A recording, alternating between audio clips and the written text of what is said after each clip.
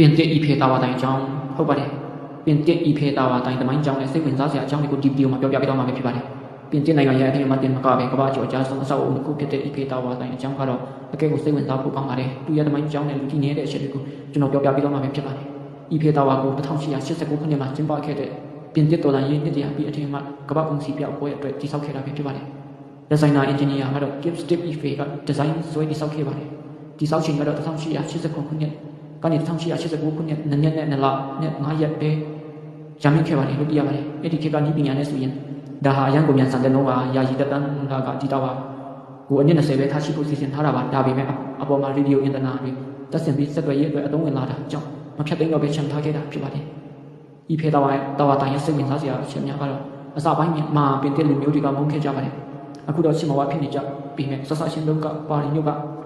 ပညာရှင်တွေနဲ့လူပညာရှင်တွေကဒါကြီးကိုအယုတ်ဖူးတဲ့တန်တိုင်ကြီးလို့သတ်မှတ်ပြီးကန့်ကွက်ခဲ့ခုကြပါတယ်ဤဖေတာဝါတိုင်းကနွေရာသီမှာအရရှိလာတတ်ပါတယ်ဒါကတိပနိကြအချက်ပါတာဝါကိုတန်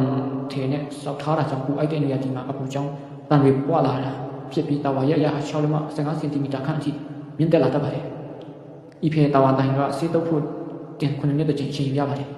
တာဝါကြီးကိုတန်ချင်းမြင့်အောင်9နှစ်တကြိမ်စီးပြန်တော့ရပါတယ်စီးတန်ချိန်ပေါင်း60ခန့်ကုန်ကြပြီးလူရင်အားနဲ့ပဲလက်နဲ့တုတ်ကြဒါပဲဖြစ်ပါတယ်ဤဖေတာဝါတိုင်းရဲ့ထိပ်ဆုံးမှာလျှို့ဝှက်တော့အခန်းရှိပါတယ် Gibb Stick Ife ကတာဝါရဲ့အပေါ်ဆုံးထပ်မှာသူ့အတွက်တည်တံ့အခန်းလေးတစ်ခန်းထည့်သွင်းတည်ဆောက်ခဲ့ပါတယ်အဲ့ဒီခေတ်ကနာမည်ကြီးပြီးတိပ္ပံပညာရှင်တော်မြတ် Edison ကတော့အဲ့ဒီအခန်းကိုလာလေခဲ့ပူပါတယ်အခုတော့အဲ့ဒီအခန်းကိုညပြီးသူကြည့်ရှုနိုင်အောင်ပြသထားတာပဲဖြစ်ပါတယ်ဤဖေတာဝါတိုင်းကဓာတ်ပုံရိုက်တာနဲ့ပတ်သက်တဲ့ထူးခြားချက်တွေကတော့နေ့ဖက်မှာဤဖေတာဝါကိုဓာတ်ပုံရိုက်တာပြဿနာမရှိပေမဲ့ညဖက်ကမီးအလားထွန်းထားတာကိုပုံကိုရိုက်ပြီးစီးပွားဖြစ်ပြန်တော့ကဥပမာရောင်းစားတာပေါ့အဲ့ဒါကမူပိုင်ခွင့်ချိုးဖောက်ရရောက်နိုင်ပါတယ်ဘာလို့လဲဆိုတော့တာဝါဘောကမီးအလားစင်မှုဟာအမှုပညာလက်ရာတစ်ခုဖြစ်တဲ့မူပိုင်ခွင့်ရှိနေလို့ပါဤဖေတာဝါတိုင်းရဲ့အတိုင်းအတာများကတော့အမြင့်330မီတာ1083ပေခန့်ရှိကြောင်းအလေးချိန်ကတော့1000နဲ့100တန်ခန့်ရှိပါတယ်ဒီကချက်ပေါင်းကတော့1665ထက်